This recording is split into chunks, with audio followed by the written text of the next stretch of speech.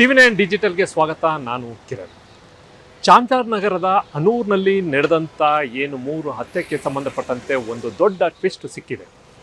TV9ಗೆ ಸಿಕ್ಕಂಥ ಮಾಹಿತಿ ನಾನಿವಾಗ ಎಕ್ಸ್ಪ್ಲೇನ್ ಮಾಡ್ತೀನಿ. ಈ ಒಂದು ಪ್ರಕರಣಕ್ಕೆ ಸಂಬಂಧಪಟ್ಟಂತೆ ಹೊಸ ಟ್ವಿಸ್ಟ್ ಕೂಡ ಆಗಿದೆ. ಮುಖ್ಯವಾಗಿ 3 ಜನ ಏನು ಹತ್ಯೆ ಆದರು, ಪೀಟರ್ ಇರ್ಬೋದು, ಅನಂತಸ್ವಾಮಿ ಇರ್ಬೋದು, ಜೊತೆಗೆ ಕುಮಾರ್ ಇರ್ಬೋದು, ಇವ್ರು 3 ಜನರು ಯಾರು, ಅವತ್ತು ಯಾಕೆ ಆಗಸ್ಟ್ 14ನೇ ತಾರೀಕು ಏನಕ್ಕೆ ಅಲ್ಲಿ ಹೋಗಿದ್ರು ಅನ್ನೋ ಒಂದು ವಿಚಾರವನ್ನು ನಾವು ತನಿಖೆ ಮಾಡಿದಾಗ ಕೆಲವೊಂದಷ್ಟು ವಿಚಾರಗಳು ಹೊರಗಡೆ ಬಂದಿದೆ. ಮುಖ್ಯವಾಗಿ ಇವರೆಲ್ಲರೂ ಕೂಡ ಅಲ್ಲಿಯ ಬೇಟೆಗಾರರೇ. ಅದರಲ್ಲೂ ವಿಶೇಷವಾಗಿ ಭಾಳ ಇಂಡಿಪೆಂಡೆನ್ಸ್ ಡೇ ಅಥವಾ ರಿಪಬ್ಲಿಕ್ ಡೇ ಹಿಂದಿನ ದಿನವೇ ಇವರು ಸೆಲೆಕ್ಟ್ ಮಾಡ್ಕೋತಾರೆ. ಯಾಕೆಂದರೆ ಅಲ್ಲಿ ಫಾರೆಸ್ಟ್ ಒಳಗಡೆ ಏನು ಒಂದು ಆ್ಯಂಟಿ ಪೋಚಿಂಗ್ ಕ್ಯಾಂಪ್ಗಳಂತ ಇರುತ್ತೆ. ಅಂದರೆ ಫಾರೆಸ್ಟಲ್ಲಿ ಭಾಳ ಡೀಪಾಗಿ ಇರುವಂಥದ್ದು, ಅಲ್ಲಿ ಯಾರು ಕೂಡ ಪಬ್ಲಿಕ್ ಹೋಗೋಕ್ಕಾಗಲ್ಲ. ಈ ಒಂದು ಕಾವೇರಿ ವೈಲ್ಡ್ ಲೈಫ್ ಸ್ಯಾಂಚುರಿ ಏನಿದೆ, ಈ ಸಂಬಂಧಪಟ್ಟಂತೆ ಸುಮಾರು 12-13 ಕ್ಯಾಂಪ್ಗಳಿರ್ತವೆ. ಅಲ್ಲಿ ಗಾರ್ಡ್ಸ್ಗಳು, ವಾಚ್ಮ್ಯಾನ್ಗಳು ಹೋಗ್ತಾರೆ. ಒಂದು ವಾರಕ್ಕೂ 15 ದಿನಕ್ಕೆ ಅಲ್ಲಿ ಹೋಗ್ತಾರೆ, ಅಲ್ಲಿ ಇರ್ತಾರೆ. ಊಟ ಎಲ್ಲವನ್ನೂ ಕೂಡ ಅಲ್ಲೇ ತೊಗೊಂಡು ಹೋಗ್ತಾರೆ, ಅಲ್ಲೇ ಮಾಡ್ಕೋತಾರೆ, ಅಡುಗೆ ಮಾಡ್ಕೋತಾರೆ, ಅಲ್ಲೇ ಇರ್ತಾರೆ. ರೌಂಡ್ಸ್ ಬೀಟ್ ಹೋಗ್ತಾರೆ. ಸುತ್ತಮುತ್ತ ಯಾರ ಈ ಒಂದು ಪ್ರಾಣಿಯನ್ನು ಕೊಲ್ಲಕ್ಕೆ ಬಂದಿದ್ದಾರೋ, ಹತ್ಯೆ ಮಾಡೋಕ್ಕೆ ಬಂದಿದ್ದಾರೋ, ಅಥವಾ ಸಂಬಂಧಪಟ್ಟಂತೆ ಅಲ್ಲಿದ್ದಂಥ ಶ್ರೀಗಂಧ ಮರ ಇರ್ಬೋದು, ಬೇರೆ ಬೇರೆ ಇದನ್ನು ಕಡಿಯೋಕ್ಕೆ ಬಂದಿದ್ದಾರೋ, ಇದನ್ನೆಲ್ಲವೂ ಕೂಡ ಮಾನಿಟ್ರ್ ಮಾಡಿಕೊಂಡು ಅವ್ರನ್ನೆಲ್ಲರನ್ನೂ ಅಲ್ಲಿಂದ ಓಡಿಸೋಕ್ಕೆ ಅಥವಾ ಅದಕ್ಕೆ ಸಂಬಂಧಪಟ್ಟಂತೆ ಅವ್ರನ್ನ ಅರೆಸ್ಟ್ ಮಾಡೋಕ್ಕೆ, ವಶಕ್ಕೆ ತೊಗೊಳಕ್ಕೆ ಇದೆಲ್ಲ ಇರುವಂಥ ಇದೊಂದು ಕ್ಯಾಂಪ್ಗಳು. ಇದು ಆ್ಯಂಟಿ ಪೋಚಿಂಗ್ ಕ್ಯಾಂಪ್ಗಳಂತ ಹೇಳ್ತಾರೆ. ಈ ಒಂದು ಆ್ಯಂಟಿ ಪೋಚಿಂಗ್ ಕ್ಯಾಂಪ್ಗಳಲ್ಲೂ ಕೂಡ ಆ ದಿನ, ಅಂದರೆ ಯಾವತ್ತು ಈ ಒಂದು ಸ್ವತಂತ್ರ ದಿನಾಚರಣೆ ಇರ್ಬೋದು, ಗಣರಾಜ್ಯೋತ್ಸವ ಇರ್ಬೋದು, ಹಿಂದಿನ ದಿನ ಯಾರೂ ಕೂಡ ಇರ್ತಾ ಇರಲಿಲ್ಲ. ಎಲ್ಲ ಏನು ಮಾಡ್ತಾಯಿದ್ರು, ಅವರೆಲ್ಲರೂ ಕೂಡ ಹೆಡ್ ಆಫೀಸ್ ಬರ್ತಾರೆ. ಯಾಕೆಂದರೆ ಮರುದಿನ ಫ್ಲಾಗ್ ಹಾಸ್ಟ್ ಮಾಡಬೇಕು. ಹಾಗಾಗಿ ಅವರು ಕ್ಯಾಂಪ್ಗಳಿಂದ ಹೊರಗಡೆ ಬಂದು ಅವರು ಹೊರಗಡೆ ಬರ್ತಾಯಿದ್ರು. ಇದೇ ಒಂದು ಸಂದರ್ಭದಲ್ಲಿ ಈ ಒಂದು ಟೈಮನ್ನೇ ನೋಡಿಕೊಂಡು ಇವರು ಬೇಟೆ ಆಡೋಕ್ಕೆ ಅಂತಲೇ ಹೋಗಿರ್ತಾರೆ. ಅವತ್ತು ಒಂದು ಕ್ಯಾಂಪಿನ, ಅಂದರೆ ಆ್ಯಂಟಿ ಪೋಚಿಂಗ್ ಕ್ಯಾಂಪ್ನ ಬಳಿ ನಲ್ಲೂಪಾಳ್ಯ ಅಂತ ಏನೊಂದು ಆ್ಯಂಟಿ ಪೋಚಿಂಗ್ ಕ್ಯಾಂಪ್ ಇದೆ, ಅಲ್ಲಿ ಕೆಲವೊಂದಷ್ಟು ಗಾರ್ಡ್ಸ್ಗಳು, ವಾಚ್ಮ್ಯಾನ್ಗಳು ಅವತ್ತು ಇರ್ತಾರೆ. ಒಂದು ಡೈರೆಕ್ಷನ್ ಫಾರೆಸ್ಟ್ ಆಫೀಸಿಂದ ಏನಂತಾರೆ, ಯಾರೂ ಕೂಡ ಅಲ್ಲೇ ಇರಬೇಕು, ಯಾರೂ ಕೂಡ ಬರಬಾರ್ದು, ಹೆಡ್ ಆಫೀಸ್ಗೆ ಬರಬಾರ್ದು ಅಂತ ಇನ್ಸ್ಟ್ರಕ್ಷನ್ ಇರುತ್ತೆ. ಹಾಗಾಗಿ ಅವರು ಅಲ್ಲೇ ಇರ್ತಾರೆ. ಆ ದಿನ ಸುಮಾರು 14ನೇ ತಾರೀಕು ಮಧ್ಯರಾತ್ರಿ ಒಂದು 12-12ವರೆಗೆ ಗುಂಡಿನ ಸದ್ದಾಗುತ್ತೆ.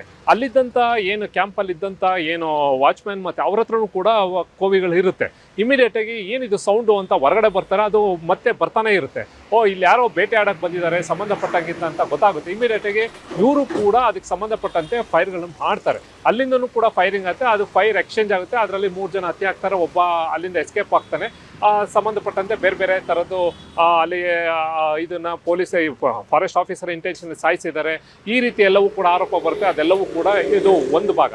ಇನ್ನೊಂದು ಕಡೆ ತನಿಖೆಯನ್ನು ಮಾಡ್ತಾರೆ, ಇಂಟರ್ನಲ್ ಏನಾಗಿದೆ, ನಿಜಕ್ಕೂ ಅದಕ್ಕೆ ಸಂಬಂಧಪಟ್ಟಂತೆ ಏನಾಗಿದೆ ಅಂತ. ಆಮೇಲೆ ಮತ್ತೆ ಮುಖ್ಯವಾಗಿ ಇನ್ನೊಂದು ಏನಾಯಿತು, ಯಾವಾಗ ಈ ಒಂದು 15ನೇ ತಾರೀಕು ಆಯಿತು, 15ಕ್ಕೆ ಮತ್ತು 16ನೇ ತಾರೀಕು ಸುಮಾರು 12-13 ಕ್ಯಾಂಪ್ಗಳಲ್ಲಿ 6 ಕ್ಯಾಂಪ್ಗಳ ಮೇಲೆ ಇದೇ ಒಂದು ಬೇಟೆಗಾರರ ಏನು ಒಂದು ತಂಡದ ಬೇರೆ ಬೇರೆ ಸದಸ್ಯರು ನುಗ್ಗಿ ಅಲ್ಲಿ ಜಿಲೆಟನ್ನು ಹಾಕಿ ಬ್ಲಾಸ್ಟ್ಗಳು ಮಾಡಿದ್ದಾರೆ. ಕ್ಯಾಂಪ್ಗಳನ್ನ ಬ್ಲಾಸ್ಟ್ಗಳು ಮಾಡಿದ್ದಾರೆ. 6 ಕ್ಯಾಂಪ್ಗಳನ್ನ, ಅಲ್ಲಿದ್ದು ಅಂತ ಒಂದು ದೊಡ್ಡ ಮನೆ ಇರುತ್ತೆ, ಅಲ್ಲಿ ಉಳ್ಕೊಳಕ್ಕೆ ಅವ್ರಿಗೆ ಇರುತ್ತೆ, ಅಡುಗೆ ಮನೆ ಇರುತ್ತೆ, ಸ್ನಾನದ ಮನೆ ಇರುತ್ತೆ, ಈ ಥರದ್ದೆಲ್ಲ ಉಳ್ಕೊಳಕ್ಕಿರುತ್ತೆ, ಭಾಳ ಡೀಪಲ್ಲಿ ಇರುತ್ತೆ. ಆ ಕ್ಯಾಂಪ್ಗಳ ಮೇಲೆ ಇವರು ಅಟ್ಯಾಕ್ ಮಾಡಿ ಬ್ಲಾಸ್ಟ್ ಮಾಡಿದ್ದಾರೆ ಪ್ರತೀಕಾರವಾಗಿ. ಅಂದರೆ ಏನು ಇವ್ರ ಮುಂದೆ ಹತ್ಯೆ ಆಯಿತು, ಇದಕ್ಕೆ ಪ್ರತೀಕಾರವಾಗಿ ಅದನ್ನು ಮಾಡಿದ್ದಾರೆ.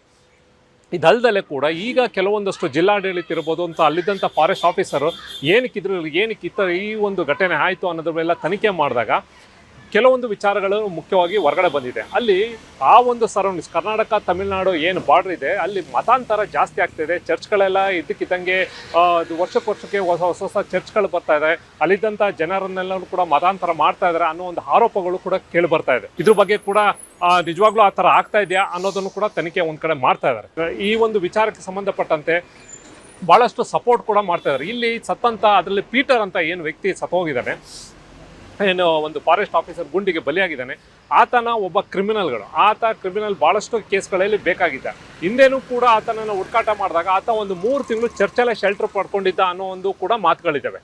ಆಮೇಲೆ ಎಲ್ಲೋ ಒಂದು ಕಡೆಯಿಂದ ಒಂದಷ್ಟು ಕ್ರಿಮಿನಲ್ಗಳಿಗೆ ಚರ್ಚ್ಗಳು ಶೆಲ್ಟರ್ ಕೊಡ್ತಾ ಇದೆ ಅನ್ನೋ ಒಂದು ಆರೋಪ ಕೂಡ ಕೇಳಿ ಬರ್ತಾ ಇದೆ. ಒಟ್ಟಾರೆ ಇದೆಲ್ಲವೂ ಕೂಡ ಸುದೀರ್ಘವಾಗಿ ಇಲ್ಲಿ ಆಗ್ತಾ ಇರುವಂಥದ್ದು. ನಿಜವಾಗ್ಲೂ ಅವರ ಕೆಲಸ ಏನು, ರಾತ್ರಿ ಅಷ್ಟೊತ್ತಿಗೆ ದನ ಹುಡ್ಕಕ್ಕೆ ಹೋಗಿದೆ, ದನ ಮೇಯ್ಸಕ್ಕೆ ಹೋಗಿದೆ ಅಂತಾರೆ. 12 ಗಂಟೆ ರಾತ್ರಿ 12-1 ಗಂಟೆ ಇರುತ್ತೆ. ಆಮೇಲೆ ಹಾಕ್ಕೊಂಡಿದ್ದ ಸ್ಲಿಪ್ಪರ್ ಕೂಡ ಅಲ್ಲಿ ಸಿಕ್ಕಿದಂಥ ಹೊಸದಿತ್ತು. ನಿಜವಾಗ್ಲೂ ಇದೆಲ್ಲವೂ ಕೂಡ ಕಂಪ್ಲೀಟಾಗಿ ಅವರ ಮೇನ್ ಪ್ರೊಫೆಷನಲ್ಲಿ ಕೂಡ ಅಲ್ಲಿದ್ದಂಥ ಪ್ರಾಣಿಗಳನ್ನ ಬೇಟೆ ಆಡೋದು, ಅಲ್ಲಿ ಸಿಗುವಂಥ ಮಾಂಸ ಏನಿದೆ ಅದನ್ನು ತೊಗೊಬಂದು ಹೊರಗಡೆ ಮಾರಾಟ ಮಾಡೋದು, ಇದೇ ಅವರ ಜೀವನ ಆಗಿತ್ತು.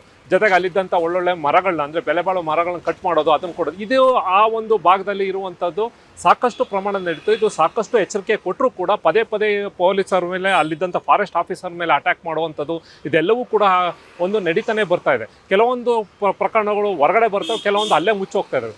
ಇಲ್ಲಿ ಕೂಡ ಈ ಒಂದು ಸಂಬಂಧಪಟ್ಟಂತೆ ಇಲ್ಲಿ ಅವರ ಒಂದು ಆತ್ಮರಕ್ಷಣೆಗೋಸ್ಕರ ಫಾರೆಸ್ಟ್ ಆಫೀಸರು ಅದನ್ನು ಬಂದಂಥ ಗುಂಡಿಗೆ ಪ್ರತೀಕಾರವಾಗಿ ಇವರು ಕೂಡ ಒಂದು ಫೈರ್ ಮಾಡಿ ಈ ಥರದ್ದು ಒಂದು ಘಟನೆ ಆಗಿದೆ.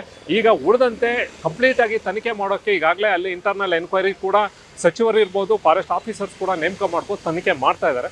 ಒಟ್ಟಾರೆ ಮುಂದಿನ ದಿನದಲ್ಲಿ ನಿಜವಾದ ಸತ್ಯ ಹೊರಗಡೆ ಬರುತ್ತೆ. ಸದ್ಯಕ್ಕೆ ಈ ಒಂದು ವಿಚಾರ ಕೂಡ ಈಗ ನಮಗೆ ಸಿಕ್ಕಿರುವಂಥ ಅದನ್ನು ನಿಮ್ಮ ಮುಂದೆ ನಾನು ಶೇರ್ ಮಾಡಿದ್ದೀನಿ. Thank you.